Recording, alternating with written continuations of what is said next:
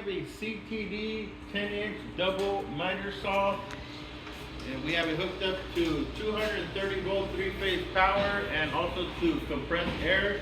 And we're going to turn it on here and show you that it works.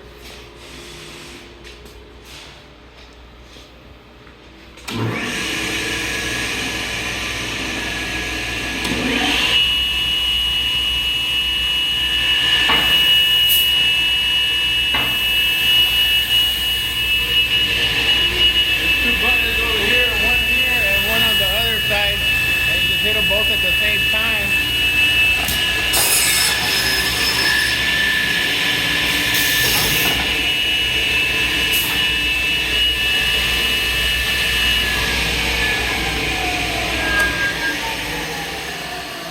And then you can see your cut right here.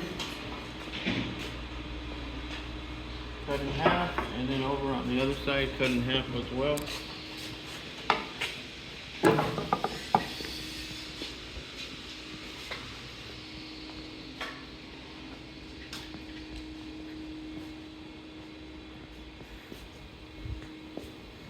Hey, this is a CTD double miter saw.